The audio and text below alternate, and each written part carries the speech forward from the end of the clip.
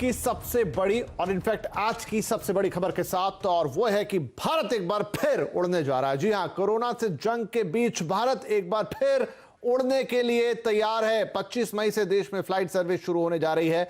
शुरुआत में सिर्फ 1/3 रूट्स पर ही उड़ानों को इजाजत दी गई है। इसके साथ ही सरकार न्यूनतम और अधिकतम किराए भी तय कर रही है ताकि किरायों में बेतहाशा वृद्धि देखने को ना मिले। सिविल एविएशन मंत्री ने आज कहा कि 3 महीने के लिए प्लेन का किराया रेंज के अंदर ही रहेगा। देश के सभी हवाई रूट्स को यात्रा के समय के हिसाब से 7 अलग अलग सेक्शंस में बांटा गया है और इसी सेक्शन के आधार पर किराए का रेंज तय किया जाएगा। उदाहरण के लिए दिल्ली मुंबई का किराया 3.5 से 10,000 रुपए के बीच रहने वाला है। So what we've done is to set a minimum fare and a maximum fare.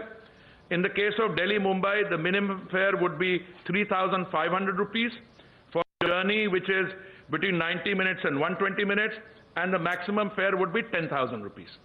This is operative for 3 months, that is till 1 minute to midnight on 24th August.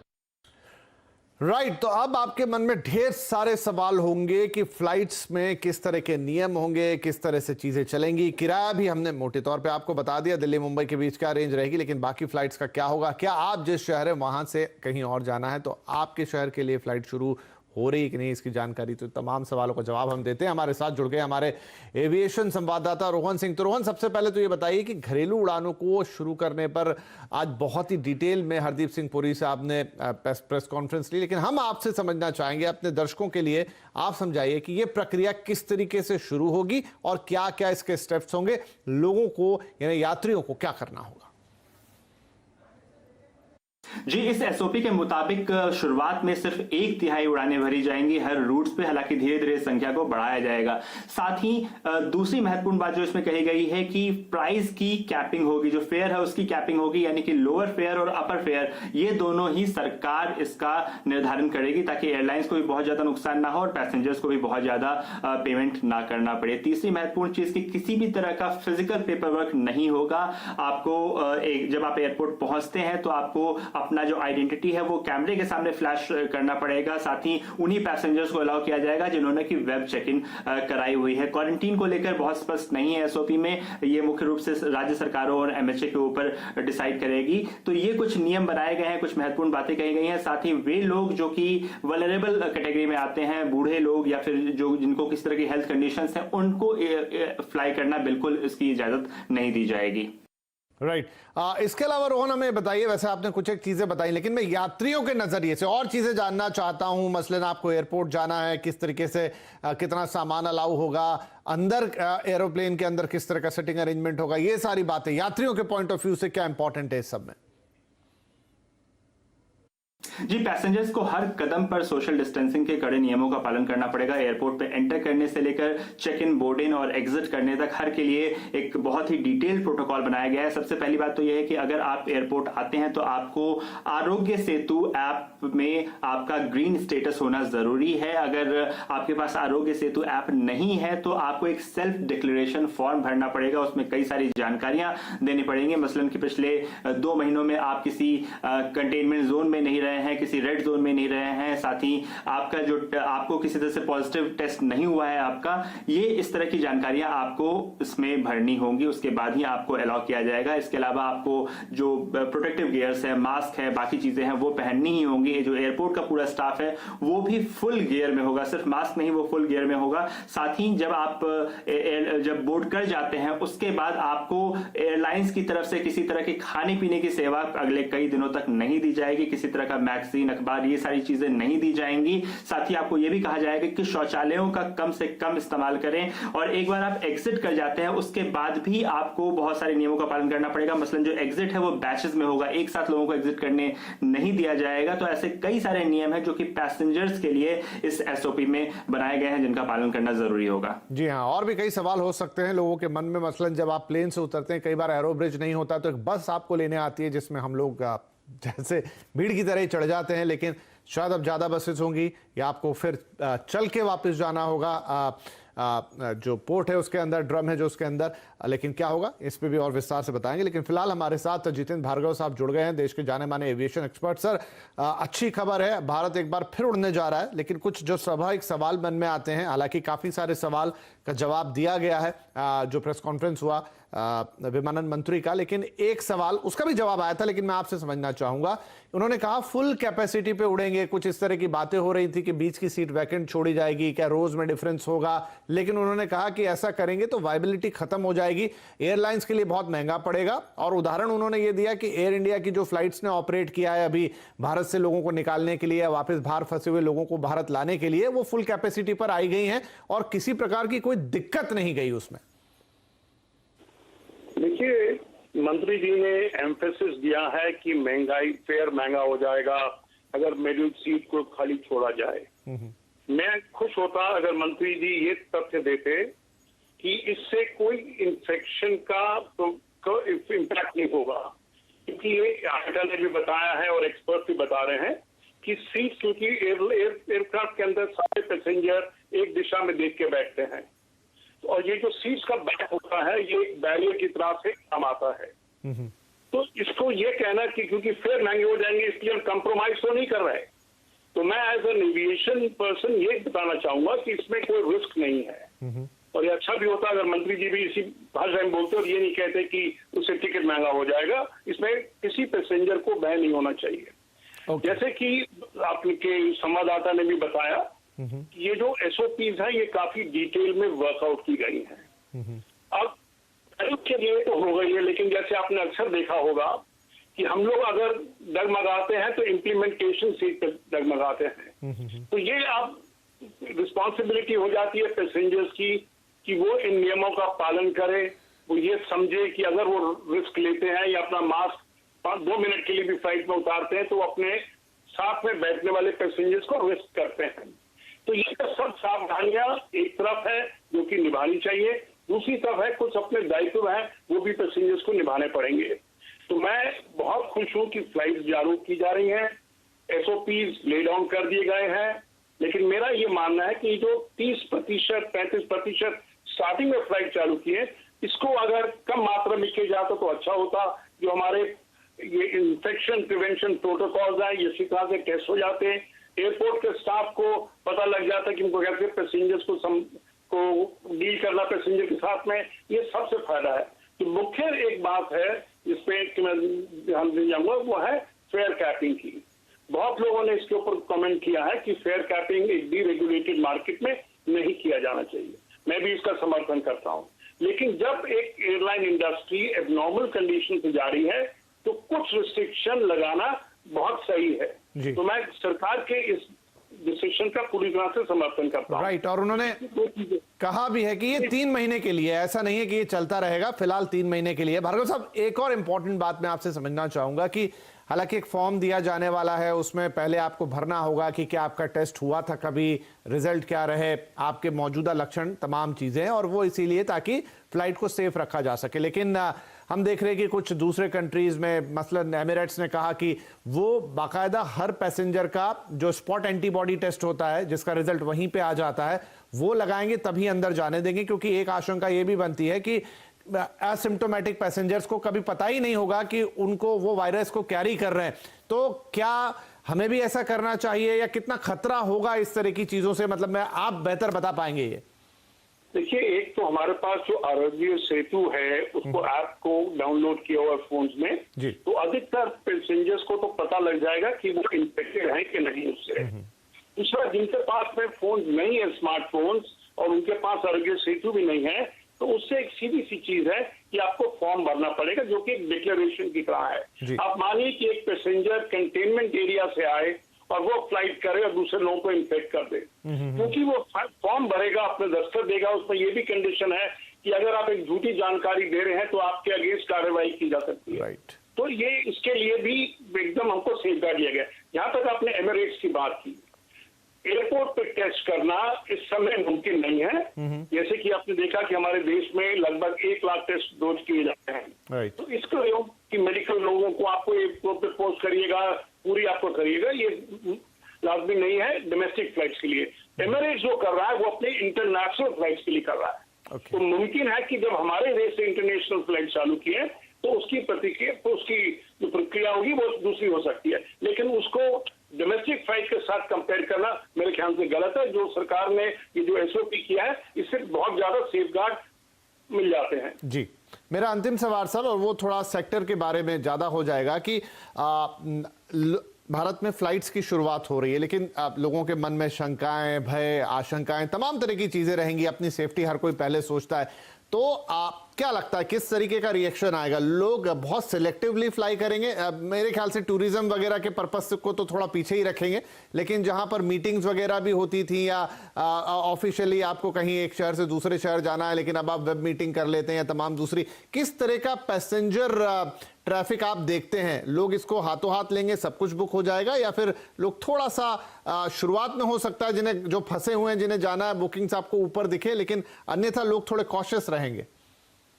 देखिए, पहली बात तो यह है कि हमारे देश में बहुत सारे पैसेंजर्स मार्च के अंदर में स्ट्रैंडेड हो गए थे जब फ्लाइट्स को बंद किया गया था जी। तो ये जब जाएंगे और इनका अनुभव होगा, उससे आगे लोगों को काफी कॉन्फिडेंस मिलेगा, समर्थन मिलेगा कि हाँ भैया अब कुछ नहीं है, गलती नहीं है, हम फ्लाई कर सकते हैं। एक बात तो ये है। लेकिन दूसरी जो मुख्य बात ये है, जैसे कि मैंने आपको पहले भी बताया कि अगर फ्लाइट 10-15% के हिसाब से चालू की जाती, ना कि 30%, तो बेहतर होता। क्योंकि एक चीज को हम नजरअंदाज नहीं कर सकते कि एविएशन इंडस्ट्री के अंदर में डिमांड डिस्ट्रक्शन बहुत तेजी से हुआ है दुनिया भर में, और हमारे देश में भी हुआ है। जैसे कि आपने कहा, बिजनेस ट्रैवल है वो बहुत ही कम हो जाएगा, लेजर ट्रैवल है वो शून्य के बराबर होगा। जो लोग अपने फैमिली फ्रेंड्स के लिए ट्रैवल करते हैं वो बिल्कुल इस समय नहीं करेंगे, क्योंकि ना तो चाहेंगे हम इन्फेक्ट हो, ना हम किसी को इन्फेक्ट करें। फिर जो बड़ी बात आती है कि सीनियर सिटीजन के ऊपर में वो सजा दी गई है कि वो घर में रहें। तो ये लोग जो, जैसे हमारे देश के अंदर लोग शादियों के लिए ट्रैवल करते हैं, हॉस्पिटल, बड़े शहरों में हॉस्पिटल के लिए जाते हैं, वो ट्रैवल नहीं करेंगे इस समय। तो बहुत सारे जो सामान्य नागरिक सामान्य तौर पर फ्लाइट में ट्रैवल करते थे वो इस समय नहीं करेंगे। इसका सीधा का सीधा असर हमारी फ्लाइट लोड पे आएगा। तो इसीलिए अगर हम शुरू के दौर में देखते कि फ्लाइट का कैसा है, कितने लोगों को कॉन्फिडेंस है, क्योंकि इस समय बहुत सारे ऐसे लोग हैं जो कि बिल्कुल भी रिस्क नहीं लेना चाहते हैं। अब मीडिया को भी आवश्यकता होगी कि कुछ हमको कॉन्फिडेंस बेयरिंग स्टेप्स लेने पड़ेंगे। बिगेस्ट फैक्टर जी, पहले हफ्ते के अंदर में लोग ट्रैवल करेंगे और ऐसी कोई खबर नहीं आएगी कि लोग जिन्होंने ट्रैवल किया वो इन्फेक्ट भी हुए हैं। तो उससे बहुत सारा लोग जो है उनको कॉन्फिडेंस मिलेगा, और मेरे ख्याल से हमको 15 दिन देखना पड़ेगा, और आशा ये की करनी चाहिए कि सामान्य तौर पे हमारी एविएशन इंडस्ट्री वापस ट्रैक पे आ जाए। जी बिल्कुल, यही उम्मीद रहेगी दोनों लिहाज से, सेक्टर के लिहाज से भी वो भी जरूरी है, और साथ में लोगों की जो यात्रा है किसी भी कारण से हो, किसी मजबूरी में हो, वो भी जरूरी है, क्योंकि बहुत सारे लोग शायद सड़क का रास्ता उस तरीके से तय नहीं कर सकते हैं, या उतना लंबा, या कुछ और इमरजेंसी हो सकती है, तमाम कारण हो सकते हैं। लेकिन एक अच्छी खबर है कि हम एक बार फिर फ्लाई करने जा रहे हैं। जैसा भार्गव साहब कह रहे हैं, पहले 15 दिन बहुत इंपॉर्टेंट होंगे, वहां वही अनुभव हमें बताएगा कि आगे हमें क्या क्या चेंजेस करने हैं, क्या क्या सावधानी बरतनी। बहुत शुक्रिया सर, बहुत ही विस्तार से सारी बातचीत हमसे करने के लिए। आगे बढ़ते हैं। देश में हवाई सेवा के साथ साथ अब ट्रेनों को भी पटरी पर लाने की कोशिशें जारी हैं और तेज हो गई हैं। 1 जून से 200 ट्रेनें शुरू हो रही हैं, जिसके लिए आज से बुकिंग भी शुरू हो गई है। इसके अलावा रेल मंत्री पीयूष गोयल ने कहा है कि अभी और भी ट्रेनों का ऐलान होगा। गोयल साहब ने कहा कि 2 से 3 दिन के अंदर ही टिकट काउंटर पर टिकट मिलना भी शुरू हो जाएंगे। ट्रेनों की बुकिंग शुरू हो गई है, और ताज़ा जानकारी लेते हैं। लेकिन पहले गोयल साहब ने क्या कहा वो आपको सुनाते हैं। 200 नॉन एसी ट्रेन की सूची कल जारी कर दी गई है। उसकी बुकिंग आज सुबह 10 बजे से प्रोग्रेसिवली बढ़ाते जा रहे हैं। अब लगभग 75 ट्रेनों की बुकिंग शुरू हो गई है, और ट्रेनें जोड़ते जाएंगे। जो नॉर्थ की तरफ जाती है, नॉर्थ ईस्ट की तरफ जाती है, पश्चिम बंगाल, उड़ीसा, और वहां से गुजरते हुए आगे नॉर्थ ईस्ट में जाती है, उन ट्रेनों की बुकिंग हमने शुरू नहीं की है, क्योंकि हम चाहते हैं कि वहां थोड़ी स्थिति सामान्य हो जाए। अगले चरण में जो कॉमन सर्विस सेंटर्स हैं देश भर में, अलग अलग जगह पे लगभग 1,70,000 कॉमन सर्विस सेंटर्स रेलवे की बुकिंग करते हैं।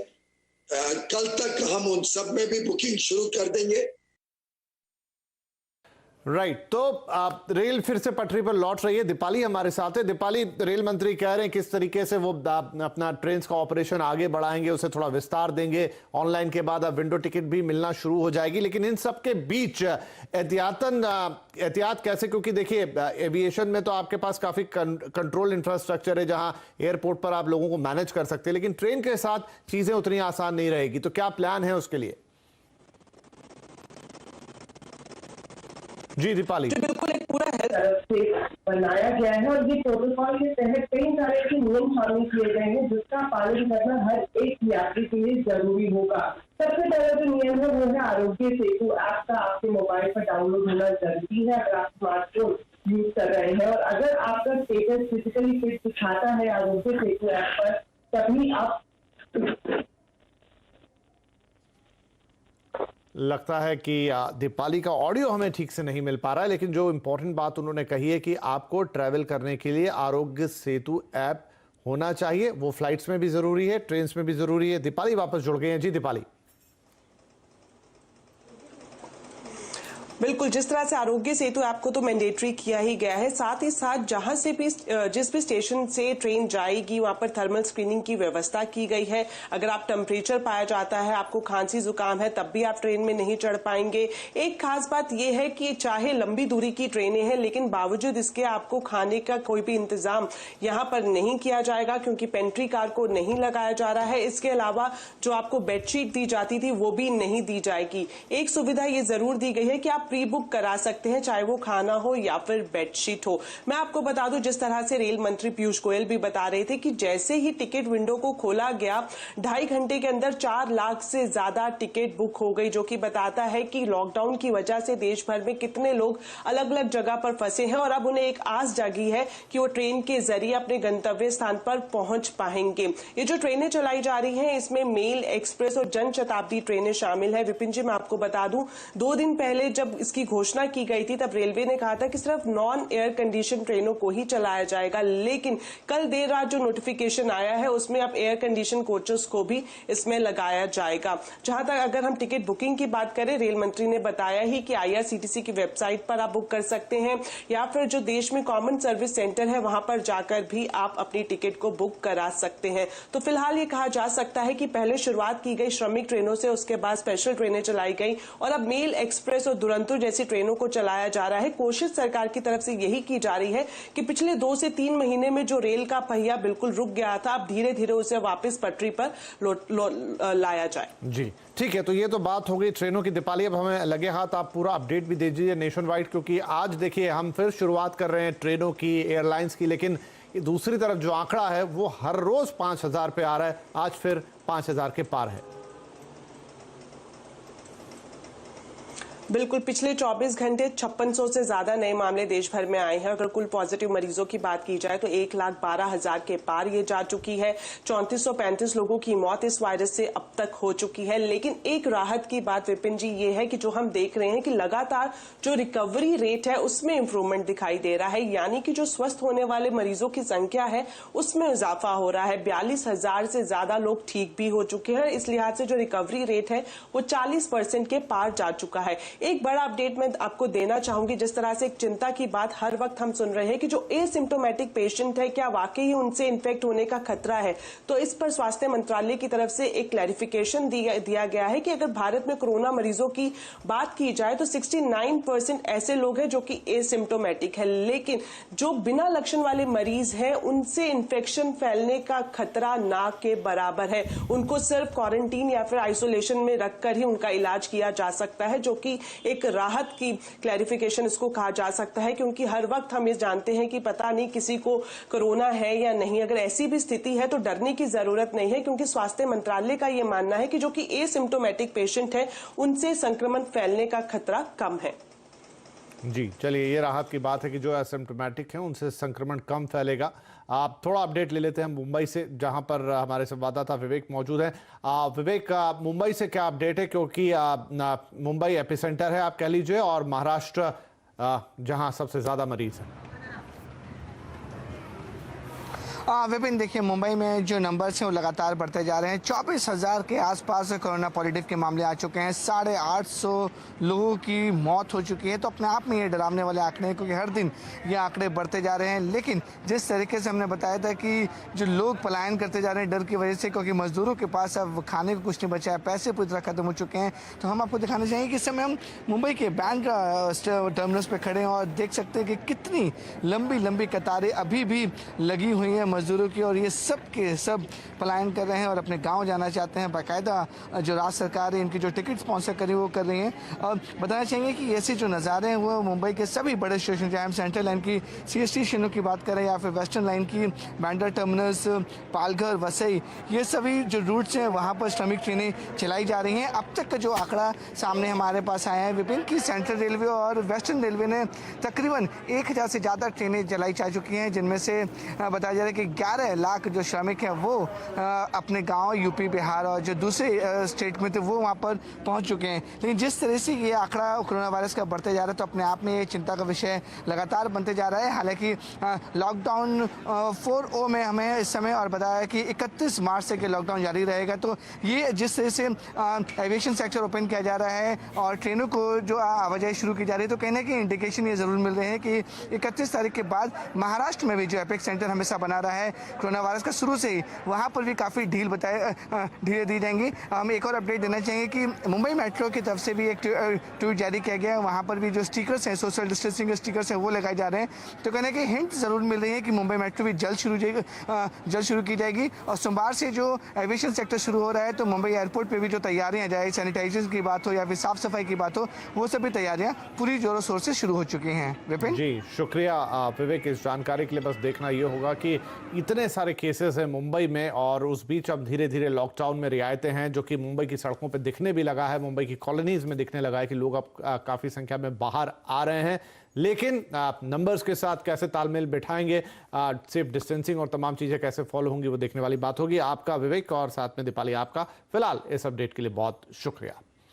तो लॉकडाउन में रियायत और पब्लिक ट्रांसपोर्ट खोलने की शुरुआत के बीच कोरोना की रफ्तार भी तेज है। हर बीतते दिन के साथ मरीजों की संख्या बढ़ रही है। पिछले 24 घंटों में हमने आपको बताया कि कितने सारे मामले आ गए थे। अब हम यहाँ पे लेंगे एक छोटा सा ब्रेक और साथ में ब्रेक पे जाते जाते बता दें कि ट्रेन और हवाई सफर की शुरुआत हो गई है। रेस्टोरेंट में होम डिलीवरी भी शुरू कर दी है। यानी अब हम कोरोना के साथ जीना सीख रहे हैं। तो कोरोना से खुलकर कैसे होगा मुकाबला, आज आवाज अड्डा में इसी पर बड़ी चर्चा होने जा रही है। शाम 5:57 पर जरूर जुड़िएगा। बाजार पर एक नजर। आज वीकली एक्सपायरी का दिन था, लिहाजा काफी उतार चढ़ाव का सेशन देखने को मिला। निफ्टी एक बार बेहद मजबूती से 9150 के पार कारोबार कर रहा था, लेकिन क्लोजिंग वहां नहीं हो पाई। हल्का होकर 9100 के करीब ही रह गया। वहीं निफ्टी बैंक ने दिन भर की सारी बढ़त गंवाई और ½ % नीचे बंद हुआ। आज निजी बैंकों और फाइनेंस शेयरों की तरफ से दबाव बना, लेकिन ऑटो, मेटल और FMCG शेयरों ने बाजार को अच्छा सहारा देने का काम किया। इधर CNBC आवाज और नेशनल स्टॉक एक्सचेंज एक विशेष मुहिम इन्फॉर्म्ड इन्वेस्टर आपके लिए लगातार चला रहे हैं, जिसका मकसद है निवेशकों के प्रति जागरूकता बढ़ावा देना आपके लिए। अगर कोई कहता है कि एक दिन में शेयरों में ट्रेड कर आप लाखों कमा सकते हैं, तो आप थोड़ा सतर्क जरूर हो जाएं। बाजारों में लॉन्ग टर्म वेल्थ क्रिएशन निवेशकों के लिए है, ट्रेडर्स के लिए नहीं। अपने निवेश लक्ष्यों के प्रति सजग रहें और एक मौलिक रूप से मजबूत पोर्टफोलियो बनाएं। एक बार निवेश करने के बाद अपने पोर्टफोलियो के साथ बार बार छेड़खानी ना करें। शेयर बाजार में उतार चढ़ाव आम है। जो लोग लंबी अवधि में निवेशित रहते हैं वे अधिक लाभ कमाते हैं, इस बात का जरूर ध्यान रखें।